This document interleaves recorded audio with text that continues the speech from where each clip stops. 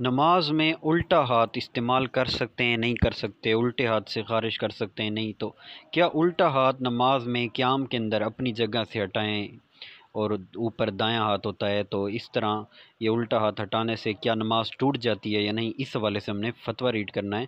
فتویٰ ریڈ کرنے سے پہلے تمام دوستوں سے گزارش ہے، اگر آپ ہمارے چینل پر نئے ہیں تو ہمارے چینل کو ضرور سبسکرائب فرمائیں۔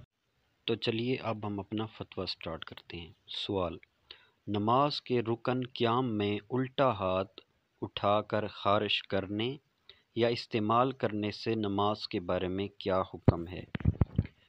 جواب: مطلقاً ایسا نہیں ہے، مطلقاً یعنی ہر حال میں ایسا نہیں ہے کہ الٹے ہاتھ سے خارج کرنے پر نماز فاسد ہو جائے گی، ٹوٹ جائے گی، کہ دونوں ہاتھ اپنی جگہ سے الگ ہو گئے ہوں، جیسا کہ بعض لوگ اس غلط فہمی میں مبتلا ہیں، بلکہ یہاں بھی عمل کا مشہور و معروف قاعدہ جاری ہوگا کہ اگر عمل کثیر دیکھنے والے کو ایسا لگے کہ یہ عمل کرنے والا نماز میں نہیں ہے، یہ عمل کثیر ہے، تو اگر عمل کثیر ہوا ہے ایسے تو نماز فاسد ہو جائے گی، وگرنہ نہیں۔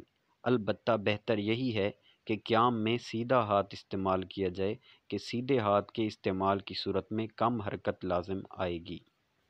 تو خلاصہ یہ نکلا کہ اس میں بھی اسی چیز کو دیکھا جائے گا کہ الٹا ہاتھ اس نے کس انداز سے اٹھایا، کیا دیکھنے والے کو ایسا لگا ہے کہ یہ نماز میں نہیں ہے؟ اگر دیکھنے والے کو ایسا لگا ہے کہ یہ نماز میں نہیں ہے تو یہ عمل کثیر ہوگا، وگرنہ یہ عمل کثیر نہیں کہلائے گا اور اس سے نماز نہیں ٹوٹے گی۔